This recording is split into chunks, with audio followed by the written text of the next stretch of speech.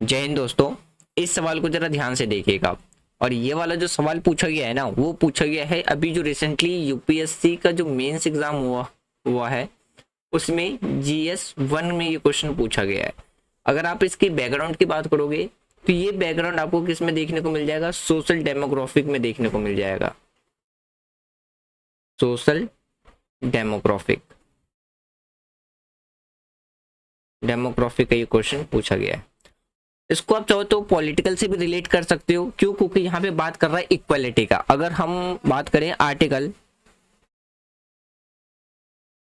14 से लेकर के 18 तक, तो जो हमें जो पहला फंडामेंटल राइट दिया गया है ना, वो पहला दिया गया राइट टू इक्वालिटी ही दिया गया है।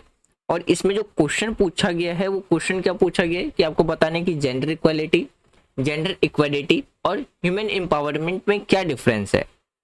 उसके बाद आगे एक और क्वेश्चन पूछा गया है कि क्यों जरूरत है कि जो जेंडर कंसर्न है आज के टाइम पे जो भी प्रोग्राम डिजाइन किया जाता है उसके इम्प्लीमेंटेशन के लिए वो क्यों जरूरी है। दो क्वेश्चन पूछा गया है, 10 नंबर का है। इसको आपको 250 शब्द में लिखना है। क्वेश्चन यही पूछा गया है। अभी देखिए हमारा जो वीडियो डिस्कशन चल रहा है, जिसमें हम डेली एक मेंस आंसर डिस्कस कर रहे हैं। अभी ये जैसे अभी हम GS 1 डिस्कस कर रहे हैं, तो ये हमारा GS वाइज डिवाइडेड है। जैसे ही हमारा GS 1 कंप्लीट हो जाएगा, उसके बाद हम GS 2 डिस्कस करेंगे। GS 2 कंप्लीट होने के बाद GS 3 कंप्लीट होने के बाद GS 4 डिस्कस करेंगे। इस तरीके से हमारा भी डिस्कशन चलेगा। देखिए अगर हम यूपीएससी में आंसर राइटिंग की इंपॉर्टेंस की बात करते हैं, तो वो काफ़ी ज़्यादा इंपॉर्टेंट मायने रखता है कि आपकी आंसर राइटिंग प्रैक्टिस किस तरीके से हो रही है। अब देखिए सवाल ये आता है कि हम आंसर राइटिंग प्रैक्टिस कब से स्टार्ट करते हैं। तो इसका एक बेसिक सा सिंपल सा सवाल है, सिंपल सा आंसर है कि जब आप सिलेबस एनालाइज कर लेते हैं, आपका बेस तैयार हो जाता है। बेस तैयार होने का मतलब है कि जब आपका एनसीईआरटी कंप्लीट हो जाता है, तब आप एनसीईआरटी कंप्लीट होने के बाद जब आप स्टैंडर्ड बुक के साइड शिफ्ट हो रहे, तब से आप आंसर राइटिंग स्टार्ट कर सकते हैं। मेनली आप आंसर राइटिंग अगर आपकी प्रिपरेशन एकदम डिसिप्लिन में चल रही है, 6-7 मंथ हो गए, तो भी आप आंसर राइटिंग प्रैक्टिस स्टार्ट कर सकते हैं। तब काफ़ी अच्छा माना जाता है। क्यों? क्योंकि देखिए आंसर राइटिंग इसलिए इंपॉर्टेंट हो जाता है। दूसरे पॉइंट में अगर हम बात करें, तो आपके पास क्वेश्चन ज़्यादा होते हैं, ज़्यादा वर्ड में लिखने होते हैं, और आपके पास जो टाइम होता है वो सिर्फ और सिर्फ 3 आवर्स का होता है। यानी कि अगर आप इसको मिनट में कन्वर्ट कर लो, तो आपके पास आंसर लिखने के लिए सिर्फ और सिर्फ 180 मिनट्स ही रहते हैं। और क्वेश्चन की लेंथ देखोगे तो जिसमें मिनिमम 20 क्वेश्चन तो पूछे ही जाते हैं। जैसे GS 1 में इस बार जो क्वेश्चन पूछा गया वो 20 क्वेश्चन पूछा गया है। क्वेश्चन नंबर 1 से लेकर अगर हम क्वेश्चन नंबर 10 तक की बात करते हैं, तो जिसमें आपको 10 नंबर के क्वेश्चन है और 150 वर्ड्स में लिखने हैं, और 10 नंबर का क्वेश्चन आपको ईच क्वेश्चन 10 मार्क्स का देखने को मिल जाएगा। फिर वहीं पे अगर हम 11 से लेके 20 तक की बात करें, तो ये आपको 250 वर्ड में लिखना, और कितने नंबर का? ये 15 नंबर का है। तो टोटल नंबर हर एक GS का पेपर आपका 250 नंबर का होता है। तो जिसमें आपको मिनिमम क्वालिफाई करने के लिए, GS का पेपर क्वालिफाई करने के लिए आपको 75 मार्क्स चाहिए होते हैं।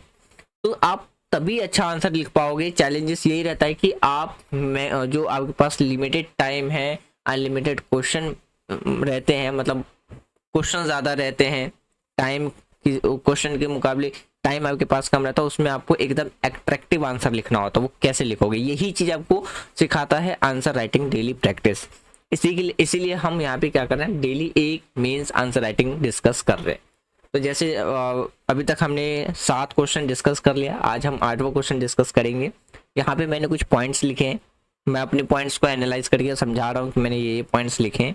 आपके अकॉर्डिंग क्या पॉइंट्स हो सकते हैं, आप वो पॉइंट कमेंट बॉक्स में लिख सकते हैं, और क्या सजेशन हो सकता है वो भी आप कमेंट बॉक्स में बता सकते हैं। जैसे एक ने बताया था, जैसे एक ने कमेंट किया था बच्चे ने कि क्वेश्चन के आंसर जब हम डिस्कस करें तो उसमें एग्जाम्पल भी मेंशन होने चाहिए। अच्छा पॉइंट है कि हम एग्जाम्पल को भी लेके चल सकते हैं, कैसे सोसाइटी में हमें देखने को मिलता है। क्वेश्चन के अकॉर्डिंग एग्जाम्पल बहुत अच्छे से एक्सप्रेस करता है आप कहना क्या चाहते हो। तो एग्जाम्पल भी आप आंसर में एग्जाम्पल के थ्रू भी आप क्या कर सकते हो, समझा सकते हो।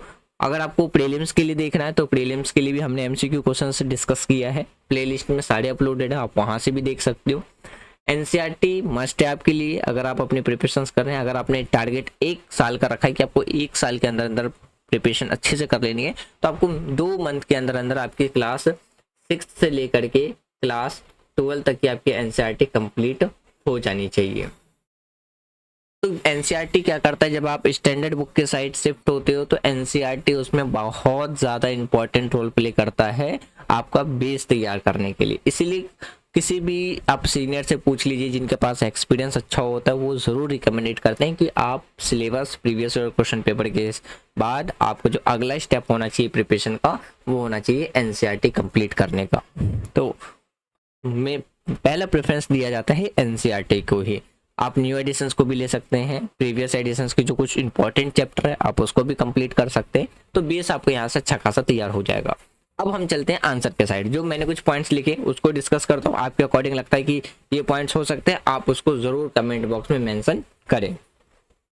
तो देखिए यहाँ पे भी आपको क्वेश्चन देखने को मिल जाएगा। यहाँ पे मेनली क्वेश्चन लिखने का मेन मोटिव ये है कि जब मैं आपको ये सारे क्वेश्चन आंसर पीडीएफ के फॉर्म में प्रोवाइड कराऊं तो आपको ये कंफ्यूजन ना हो कि कौन सा आंसर किस क्वेश्चन के लिए है। अगर आपको ये सारे पीडीएफ के नोट्स में डाउनलोड करना है, टेलीग्राम पे भी चैनल है, टेलीग्राम चैनल आपको लिंक में डिस्क्रिप्शन में लिंक आपको मिल जाएगा, आप वहाँ से टेलीग्राम चैनल ज्वाइन कर सकते हैं। ठीक है, सबसे पहला जो आता है हमारे पास वो आता है जेंडर इक्वालिटी। जेंडर इक्वालिटी किसे कहते हैं? जेंडर इक्वालिटी का मतलब है जो लैंगिक समानता है, हम वो किसे कहते हैं। जेंडर इक्वालिटी का मतलब होता है कि जितने भी जो जेंडर हैं, चाहे हम मेल की बात करें या फीमेल की बात करें, उन सबके साथ जो ट्रीट है हमारा वो क्या होना चाहिए? इक्वल होना चाहिए। क्या होना चाहिए? इक्वल, यानी कि सबके साथ एक समान होना चाहिए। तो इंश्योर करता है कि हर एक साथ के साथ तो क्या हो, उनको एक समान अधिकार मिले, इक्वल राइट मिले, उनके पास जो अपॉर्चुनिटीज है, समानता है वो भी इक्वल होनी चाहिए, और सबके साथ ट्रीटमेंट यानी कि उसके उनके साथ जो व्यवहार किया जाना चाहिए वो भी क्या होना चाहिए? इक्वल होना चाहिए। देखिए आप लोगों ने जनरली सोसाइटी में देखा होगा कि जेंडर इनइक्वालिटी हमें आज भी बहुत जगह देखने को मिलता है, खासकर उन जगहों पे जहाँ पे आज भी आपको अनडेवलपमेंट देखने को मिल जाएगा। तो उन रीजन में आपको क्या है, आज भी जेंडर इनइक्वालिटी देखने को मिलता है, जैसे जहाँ पे मेल को ज़्यादा प्रेफरेंस दिया जाता है फीमेल के मुकाबले। जेंडर इनइक्वालिटी का जो आपको एक, अगर आप थोड़ा सा पास्ट में जाओगे तो लेटर वैदिक पीरियड में भी देखने को मिल जाएगा, लेकिन वैदिक पीरियड में क्या था, इक्वलिटी ट्रीट की जाती थी, वुमेन के पास स्पेशल राइट्स होते थे, जैसे वो अपने हस्बैंड को चुन सकते थे। तो आप यहाँ से भी समझ सकते हैं कि जेंडर इक्वालिटी का मतलब होता है कि सबको इक्वली लेकर के चलना, चाहे वो मेल है फीमेल है, सबके साथ इक्वल ट्रीट करना। तो अब जैसे ये समझिए, जैसे कि हम अपनी सोसाइटी को एक व्हीकल मान के चलते हैं, अगर हम गाड़ी मान के चलते हैं तो गाड़ी का जिस तरीके से एक टायर पंचर हो जाता है तो गाड़ी का पूरा बैलेंस जो होता है वो प्रॉपर नहीं हो पाता है, तो गाड़ी प्रॉपरली स्पीड में नहीं चल पाती है। तो गाड़ी को प्रॉपरली चलने के लिए क्या जरूरत होती है कि चारों टायर में क्या होना चाहिए, हवा एकदम बैलेंस वे में होनी चाहिए, इक्वल होनी चाहिए। उसी तरीके से हम सोसाइटी को भी देख सकते हैं। अगर सोसाइटी को हमें फास्टली डेवलपमेंट के साइड लेके चलना है तो ये बहुत ज़्यादा ज़रूरी है कि जेंडर की इक्वालिटी होना, कि जब आप जेंडर की इक्वालिटी रखते हो यानी कि सोसाइटी में जेंडर इक्वली रहते हैं, हम इक्वली ट्रीट करते हैं, इक्वली उनको राइट्स मिलता है, सामान्यता मतलब उनको अवसर मिलता है, तो वो सोसाइटी उतनी ज़्यादा तेज़ी से क्या होती है, डेवलप होती है। तो इस तरीके से भी आप समझ सकते हो कि जो जेंडर इक्वालिटी वो कितनी ज़्यादा ज़रूरत होती है एक सोसाइटी को डेवलप होने में, यानी कि सोसाइटी को डेवलप करने के लिए। तो जेंडर इक्वालिटी का मतलब है कि बिना किसी जेंडर के बेसिस पे क्या करना, भेदभाव नहीं करना, इक्वल ट्रीट करना, ये हमारा होता है जेंडर मतलब जेंडर इक्वालिटी। अब बात करते हैं किसके बारे में, जहाँ पे जैसे एग्जांपल देख लेते हैं, equal pay for equal work. आपको अगर आप प्राइवेट इंस्टीट्यूशंस में देखोगे, आज भी बहुत से ऐसे प्राइवेट इंस्टीट्यूशंस होते हैं जहाँ पे चाहे मेल और फीमेल सेम काम कर रहे हैं, लेकिन उनकी जो सैलरी होती है, जो पे होते हैं, वो अनइक्वल हमें देखने को मिलता है। क्यों? क्योंकि वहाँ पे मेल को ज़्यादा प्रेफरेंस दिया जाता है और फीमेल के कंपेयर में। तो ये यहाँ पे वही चीज़ एक्सप्लेन एग्जांपल के तौर पे समझाने की कोशिश की जा रही है कि मैन एंड जो वुमेन है वो सेम काम करते हैं और सेम सैलरी के लिए, मतलब सेम जॉब पे सेम रिस्पॉन्सिबिलिटीज़ है, तो यहाँ पे उनको भी क्या होना चाहिए, इक्वल पे होना चाहिए। मान लीजिए यहाँ पे 2 पर्सन है, एक है एक्स और एक है वाई। एक्स जो है वो मेल पर्सन है और वाई जो है फीमेल पर्सन है। इन ये दोनों क्या है, अगर सेम काम कर रहे हैं, सेम ऑफिस में क्वालिफिकेशन सेम है और सेम रिस्पॉन्सिबिलिटी प्ले कर रहे हैं, तो इनकी जो इनकी जो सैलरी होनी चाहिए वो भी क्या होनी चाहिए, फिर इक्वल होनी चाहिए। जैसे हम डॉक्टर की बात करते हैं, मेल और फीमेल दोनों डॉक्टर होते हैं, अगर वो सेम काम करते हैं तो उनको जो पेड मिलना चाहिए, यानी कि जो सैलरी मिलनी चाहिए वो क्या मिलनी चाहिए, इक्वल मिलनी चाहिए। तो इस तरीके से हम कह सकते हैं कि हाँ, सोसाइटी में सामान्यता है, इक्वल यानी कि जेंडर बेसिस पे इक्वलिटी हम देख सकते हैं। जेंडर इक्वालिटी का मतलब होता है, इक्वालिटी का मतलब होता है न्याय। यहाँ पे जैसे आप एक काम कर सकते हैं, यहाँ से आप डेली कुछ 5-6 वर्ड मीनिंग भी आप निकाल सकते हैं, जैसे इक्वालिटी समानता हो गया, इक्वालिटी न्याय हो गया, या फिर आप जैसे कंसर्न मतलब चिंता करना हो गया।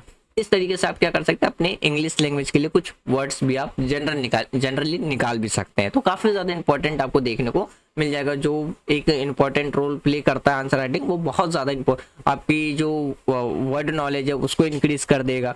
यहाँ पे आपको दोनों वर्ड में मतलब दोनों ही लैंग्वेज में आंसर मिल जाएगा, हिंदी है या इंग्लिश। हिंदी इसलिए मैंने पीपीटी में लगा रखा है ताकि जो हिंदी मीडियम के बच्चे हैं उनको भी पता चलता रहे। देखिए, इक्वलिटी की मतलब बात करते हैं, यानी कि जो लैंगिक न्याय है उसकी बात करते हैं। Giving fair support based on the individual needs. इसका मतलब क्या है कि प्रत्येक व्यक्ति को उनकी जो आवश्यकता है, जो ज़रूरत है, उनके अनुसार उनको क्या मिलना चाहिए, फिर उसके हिसाब से उनको उचित सपोर्ट मिलना चाहिए। फिर देखिए, इसमें एड्रेसेस किया जाता है जो जेंडर स्पेसिफिक बैरियर्स है। बैरियर्स का मतलब होता है रोक लगाना, बाधा। तो उसको इंश्योर करना कि हर एक आदमी तक क्या पड़े कि जो सेम आउटकम है वो क्या हो, पहुंच सके। सेम आउटकम का मतलब आप ऐसे समझ सकते हो कि जो भी बैरियर है जेंडर स्पेसिफिक के बीच में, कि जो उनको मदद करने से, जो मदद पहुंचाने तक में बैरियर रोक लगाने का काम करता है, उसको हटा करके सभी लोगों तक जेंडर के बेसिस पे क्या करना, न्याय पहुंचाना। आप इस तरीके से समझ सकते हो। जैसे आज के टाइम पे सोसाइटी में आप देख सकते हो कि मेनली लोग डिमांड करते हैं कि फीमेल के प्रोटेक्शंस के लिए बहुत से लॉ हैं, बट मेल के प्रोटेक्शंस के लिए लॉ आपको कम देखने को मिल जाएगा। तो यहाँ से भी आप देख सकते हैं कि जो जेंडर इक्वलिटी है वो कहीं ना कहीं क्या है, अनबैलेंस वे में है, आपको देखने को मिल जाएगा। तो जेंडर इक्वलिटी का मतलब होता है कि चाहे वो मेल है या फीमेल है, दोनों पे बिना इनइक्वालिटी किए जो इक्वलिटी है, न्याय है, वो क्या करना, पहुंचाना। जो भी सोसाइटी के अंदर या जो बैरियर है, स्पेसिफिक जो बैरियर है, जेंडर स्पेसिफिक बैरियर, उसको क्या करना, हटाना, और जो इक्वलिटी है, न्याय है, सब तक पहुंचाना। तो ये हमें क्या देखने को मिलता है, जेंडर इक्वलिटी देखने को मिलता है। नेक्स्ट पॉइंट आता है हमारे पास एग्जांपल अगर हम देखते हैं, एफर्मेटिव एक्शन प्रोग्राम, यानी कि सकारात्मक कार्रवाई कार्यक्रम। तो जो अगर हम जैसे स्कॉलरशिप प्रोवाइड कराना, ये जॉब अपॉर्चुनिटीज की बात करते हैं, तो वोमेन यानी कि जो वोमेन के फील्ड में आपको जो वोमेन है वो आपको ट्रेडिशनली किस फील्ड में देखने को मिल जाएगा, टीचर के फॉर्म में देखने को मिल जाएगा, इंजीनियरिंग के फॉर्म में देखने को, इंजीनियरिंग सेक्टर में देखने को मिल जाएगा, सर्विस सेक्टर में देखने को मिल जाएगा। आज के टाइम पे हम क्या कर रहे हैं, जैसे उनको डिफेंस में भी हम अपॉर्चुनिटीज प्रोवाइड करा रहे हैं। लेकिन अगर आप रिप्रेजेंटेटिव ऑफ पीपल्स में देखोगे, यानी कि हम अपने एग्जीक्यूटिव लेजिस्लेटिव में देखोगे, तो आज भी जो वोमेन की जो पार्टिसिपेशन है वो कम है मेल के कंपेयर में। या आप किसी भी सेक्टर की बात कर लो, तो वहाँ पे क्या है कि जो फीमेल है उनकी पार्टिसिपेशन आपको कम देखने को मिल जाएगी मेल के कंपेयर में। ज़्यादातर पार्टिसिपेशन किस में देखने को मिलेगा कि टीचर के सेक्टर में, सर्विस सेक्टर में आपको वुमेन की पार्टिसिपेशन ज़्यादा देखने को मिलेगा। तो मतलब ये कि जो भी स्कॉलरशिप प्रोवाइड कराई जा रही है या अपॉर्चुनिटीज प्रोवाइड कराई जा रही है, तो ज़्यादातर वुमेन को किस फील्ड में दिया जाता है, इंजीनियरिंग जैसे फील्ड में, सर्विस सेक्टर जैसे फील्ड में दिया जाता है। लेकिन ज़रूरत है कि उन्हें और भी फील्ड्स में क्या करना, प्रोवाइड स्कॉलरशिप या सपोर्ट प्रोवाइड कराने की ज़रूरत पड़ती है। मतलब पड़ती है कि आप कह सकते हो कि ज़रूरत है आज के टाइम पे देने की। विशेष हम बात करते हैं कि जहाँ पे जो लैंगिक के बीच में जो असमान जो प्रारंभिक बिंदुओं को क्या करता है, वो अनबैलेंस करने का भी काम करता है। तो आप यहाँ पे ये समझ सकते हो। अब देखिए, वुमेन एम्पावरमेंट की बात करते हैं, यानी कि जो महिलाओं को सशक्तिकरण कैसे बनाया जाए। तो जो वुमेन एम्पावरमेंट है उसमें सबसे ज़्यादा कंट्रोल, मतलब वो क्या करता है, helping women again control over their lives, यानी कि जो महिलाओं को अपने जीवन पर नियंत्रण पाने में वो क्या करता है, काफ़ी ज़्यादा हेल्पफुल प्रोवाइड कराता है। कि जैसे अगर आप देखिए कि अगर कोई भी वुमेन अगर काम कर रही है, जॉब कर रही है, तो अपने आप को वो क्या है, एक तो कॉन्फिडेंट फील करते हैं और वो सेल्फ इंडिपेंडेंट रहते हैं, उनको किसी पे निर्भर होने की ज़रूरत नहीं पड़ती है। तो जैसे आज के टाइम पे अगर आप रूरल एरिया जा कर के देख लो, तो वहाँ पे ज़्यादातर जो वुमेन रहती हैं वो किस पे डिपेंड करते हैं, या तो वो अपने हस्बैंड पे डिपेंड करेंगी, या अपने वो फादर पे डिपेंड करेंगे, या अपने सन पे डिपेंड करेंगे। तो मेनली जो रूरल एरिया होते हैं या जो अनडेवलप्ड एरिया होते हैं उसमें जो वुमेन की कंडीशन होती है वो इस तरह रहती है कि उनकी जो डिपेंडेंसी होती है वो अदर पर्सन पे होती है।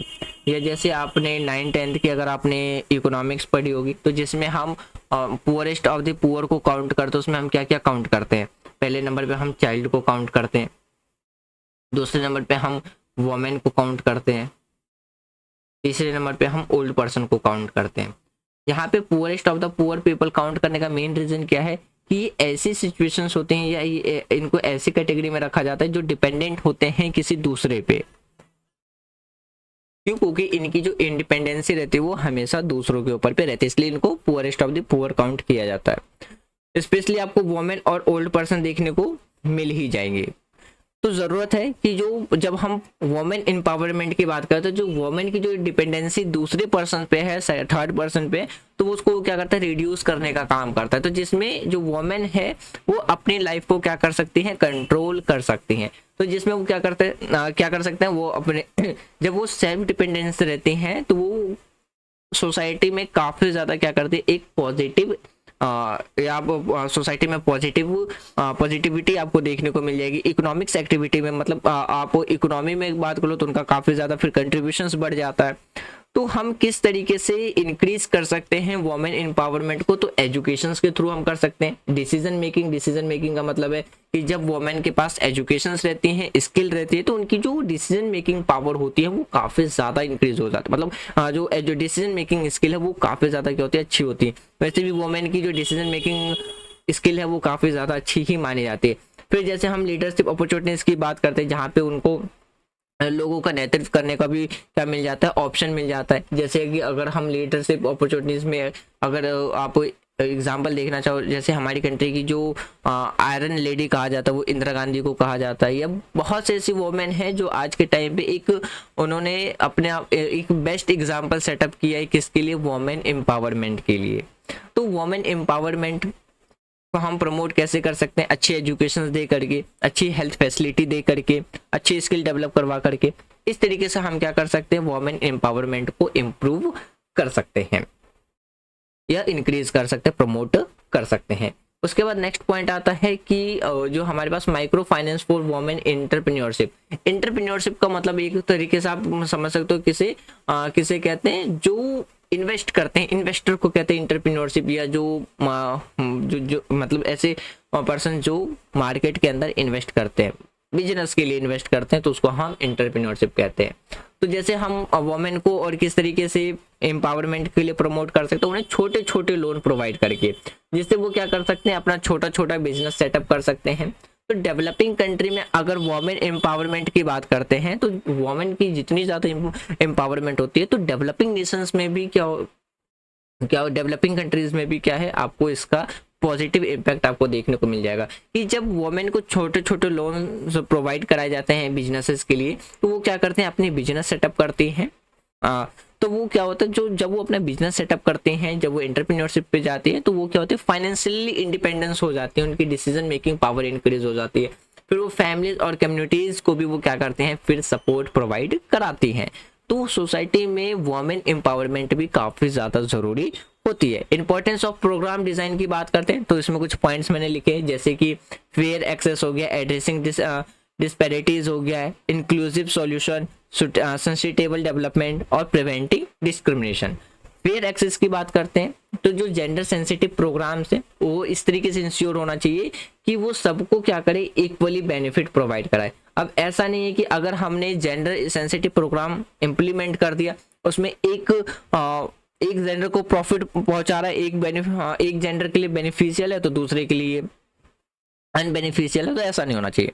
इसमें क्या होना चाहिए कि चाहे जो भी प्रोग्राम है, जेंडर सेंसिटिव जो प्रोग्राम है, वो दोनों के लिए, सोसाइटी में सबके लिए क्या होना चाहिए, बेनिफिट इक्वली, उनको जो बेनिफिट है वो क्या होनी चाहिए, इक्वली मिलनी चाहिए। एड्रेसिंग डिस्पैरिटीज का मतलब होता है इसमें कि अगर हम एड्रेसिंग डिस्पैरिटीज की बात करते हैं तो ये हेल्प करता है कि जो सोसाइटी के अंदर में जो जेंडर इनइक्वालिटी गैप है, हेल्थ में, एजुकेशन में, जॉब में, तो उसको क्या करता है, रिड्यूस करने का काम करता है, उसको कम करने का काम करता है। इंक्लूसिव सॉल्यूशन की बात करते हैं तो ये इंश्योर करता है कि जितने भी जो जेंडर्स हैं उनकी नीड को क्या किया जाए, पूरा किया जाए, जो भी उनकी जरूरत है। सस्टेनेबल डेवलपमेंट का होता है कि जब जेंडर कंसर्न हो, मतलब जो एक चिंता बनी हो, तो ऐसे उसको एड्रेस करने में या कम्युनिटीज के अंदर वो काफी ज्यादा क्या करता है, फेयरली और प्रॉस्पर तरीके से काम करता है।